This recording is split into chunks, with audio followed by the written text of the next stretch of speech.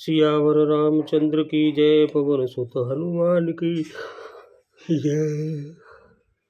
श्री रामचरितमानस अयोध्या कांड दोहा 209 से आगे और प्रसंग 124। कीरति विदुतम कीनयनुपा, जह बस राम प्रेम मृग रूपा।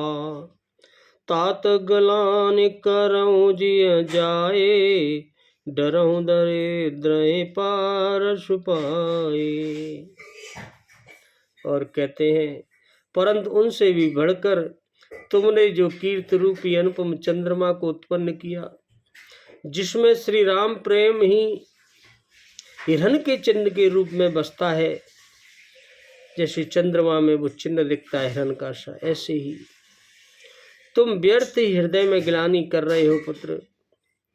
पारस पाकर भी तुम दरिद्रता से डर रहे हो। तुम्हारे पास पारस, जिसके पास पारस पथरी हो और वे डरे कि मैं कंगाल हूँ, गरीब हो जाऊंगा, ऐसा कैसे हो सकता है?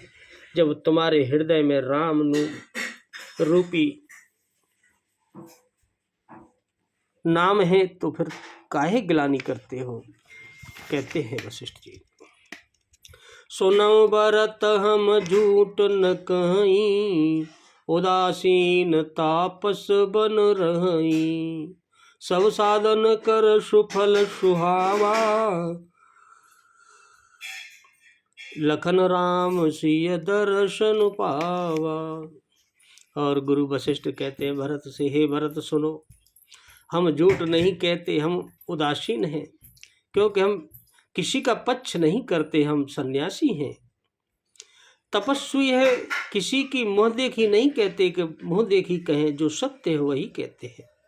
और वन में रहते किसी से कोई प्रयोजन नहीं रखते कि इससे हमारा कोई काम है सो लोभ में आकर कहे, ऐसा नहीं। सब साधनों का उत्तम फल हमें लक्ष्मण जी, श्री राम जी और सीता जी का दर्शन प्राप्त हुआ। यही सब जो किया उसका परिणाम है। तेई फल कर फल दर्श तुम्हारा, सहित पला पयाग सुभाग हमारा। भरत धन्य तुम जस जग जयऊ, कैयस प्रेम मगन मुनि भयऊ। और कहते हैं गुरु वशिष्ठ भरत जी से,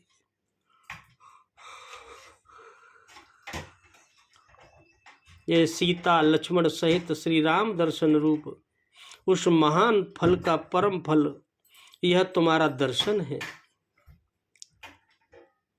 उसका भी जो फल है वो परम फल है, वो तुम्हारे दर्शन है भरत जी।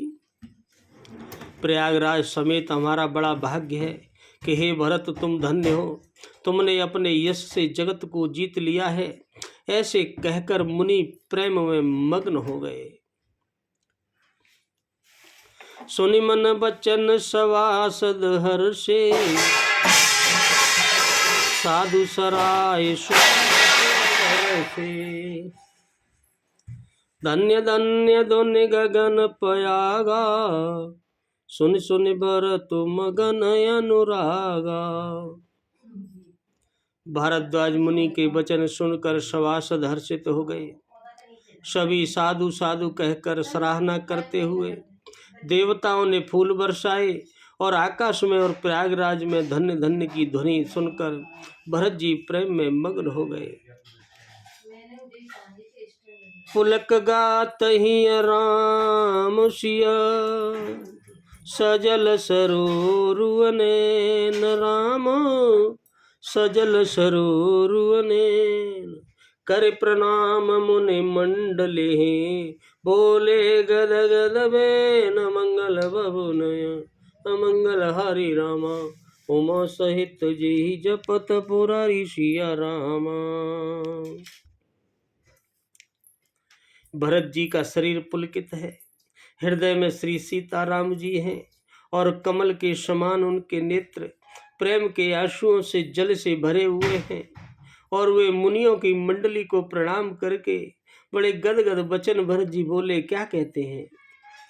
मुनि समाज अरु तीरथ राजू, साची हूँ शपथ अगाय अगाजू। यही थल जो किछु कई बनाई, यही समाधिक न अग अदमाई। मुनियों का समाज है और फिर तीर्थ राज है। यहाँ सच्ची सौगंध खाने से भी भरपूर हानि होती है। इस स्थान में यदि कुछ बनाकर कहा जाए तो इसके समान कोई बड़ा पाप नहीं और नीचता नहीं होगी। मैं सत्य कह रहा हूँ। तुम सर्वज्ञ कहूँ सत्य भाऊ, उरयंतर जामी रघुराऊ। मोय न मात कर तब कर सोचू, नहीं दुख जिय जुग जानिय पोचू। और कहते हैं मैं सच्चे भाव से कहता हूँ, आप सर्वज्ञ हैं, सबके हृदय की जानने वाले हैं और स्वयं श्री रघुनाथ जी तो हृदय के भीतर ही निवास करने वाले, हृदय के अंदर की भी जानते हैं। मैं कुछ भी असत्य कहूँगा तो आपसे और उनसे छिपा नहीं रह सकता। आप सब जानते हैं और वह भी जानते हैं। मुझे माता कैकेयी की करनी का कुछ भी सोच नहीं है और न मेरे मन में इसी बात का दुख है कि जगत मुझे नीच समझेगा। मुझे पता है क्या है।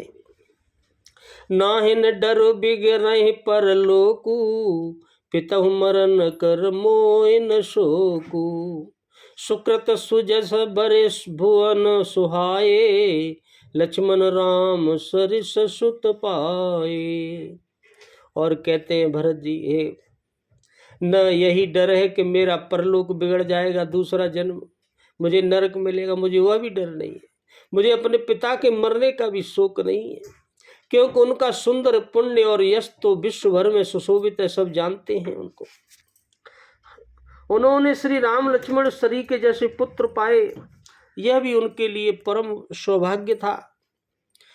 और कहते हैं राम बिरह तज तनु क्षण भंगु, भूप सोच कर कवन प्रसंगु। राम लखन सिय बिन पग पनहि, कर मुनि बेश फिरे बन बनहि। और देखो फिर भी जिन्होंने श्री रामचंद्र जी के विरह में अपने क्षण भर में शरीर को त्याग दिया, ऐसे थे मेरे पिता। ऐसे राजा के लिए सोच करने का कौन प्रसंग है। मैं उनका सोच नहीं है। सोच तो केवल इसी बात का है कि श्री राम लक्ष्मण और सीता जी पैरों में बिना जूती के मुनियों का भेष बनाए वन वन घूम रहे हैं, वन वन फिरते हैं। बस केवल यह सोच है। अजिन बसन फल यसन मही, शयन डासी कुशपात। राम शयन डास कुत्सपा, बस तरुतर नित सहत हिम। आतप वर्षा बात मंगल भवनयन, अमंगल हरि रामा उमा सहित जी जपत पुरारी सिया राम।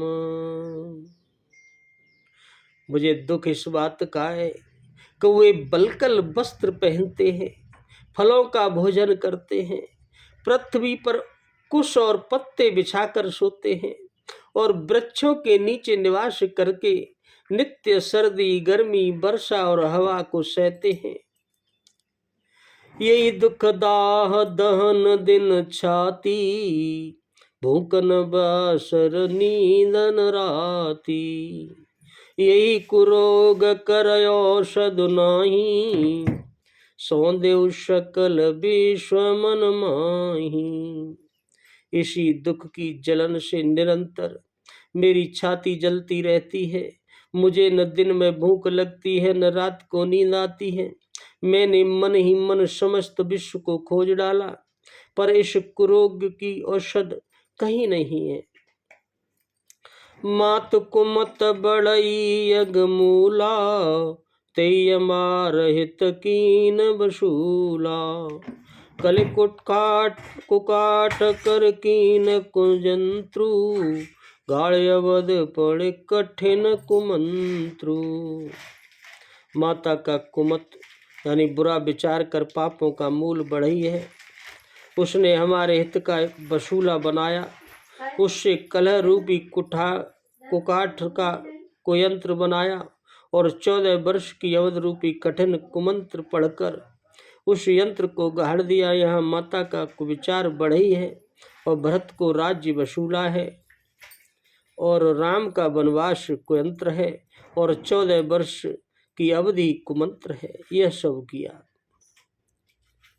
मोय लगी यहो कुठाटुति ठाटा, काले से सब जगु बार बाटा। मिलई कुजोग राम फिर आए, बसई अवध नहीं जाने उपाय आनु पाए। मेरे लिए उसने यह सारा कुठार बुरा समाज रचा और सारे जगत को 12 बाट कर दिया, यानी छिन्न भिन्न कर दिए, नष्ट कर डाला। यह कुयोग श्री रामचंद्र जी के लौट आने पर ही मिट सकता है और कोई तरीका नहीं। तभी अयोध्या बच सकती है, दूसरे किसी उपाय से नहीं। भरत बचन सुन मुन सुख पाई, सबय की न बहु भांति बढ़ाई। तात करऊं जन सोच विषेखी, सब दुख मिटाए राम पग देखी। भरत जी के वचन सुनकर मणि ने सुख पाया, मुनि ने, और सभी ने उनकी बहुत प्रकार से बढ़ाई की। मुनि ने कहा, हे तात अधिक सोच मत करो, प्रभु श्री रामचंद्र जी के चरणों का दर्शन करते ही सारा दुख मिट जाएगा। कर प्रबोध मुनि बर कयऊ, अतिथि प्रेम प्रिय हो रामा, अतिथ प्रेम प्रिय हो। कंद मूल फल फूल हम देहु लेहु कर छो, मंगल बबुनय अमंगल हरि रामा। उमा सहित जी जपत पुरारी सिया रामा। इस प्रकार मुनि श्रेष्ठ भारद्वाज जी ने उनका समाधान करके कहा, ये आप लोग हमारे प्रेम प्रिय अतिथि बनिए और कृपा करके कंदमूल फल फूल जो कुछ हम दें वह स्वीकार कीजिए जो हमारे पास है। सुनि मुनि बचन भरत ही सोचू, भयउ को अवसर कठिन संकोचू। जाने गरुए गुर गिरा बहोरी, चरण बंदे बोले कर जोरी।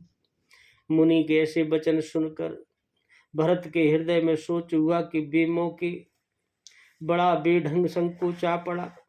फिर गुरु जी की वाणी को महत्वपूर्ण आदरणीय समझकर चरणों की वंदना करके हाथ जोड़कर फिर भरत जी बोले, सिर धर्याय शुक्रिय तुम्हारा, परम धर्म यह नाथ हमारा।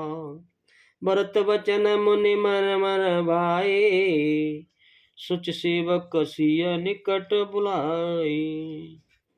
और बोले, हे नाथ, हे मुनिवर, आपकी आज्ञा को मैं सिर चढ़ाकर उसका पालन करूंगा, यह हमारा परम धर्म है। भरत जी ने वचन मुनि श्रेष्ठ मन को अच्छे लगे। उन्होंने विश्वास पात्र अपने सेवकों को और शिष्यों को उन पास बुलाया।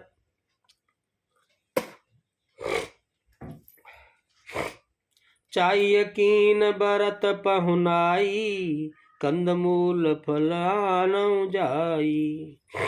भले नाथ कहे तिन सिर नाये, प्रमुदित निज निज काज सिधाए।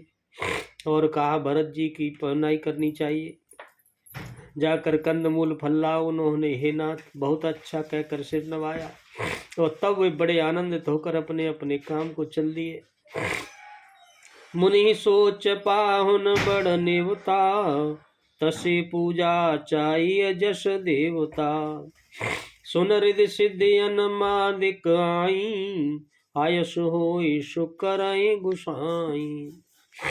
और मुनि को चिंता हुई कि हमने बहुत बड़े मेहमान को नौता है, अब जैसा देवता हो वैसा ही उसकी पूजा होनी चाहिए, जैसा देवता हो।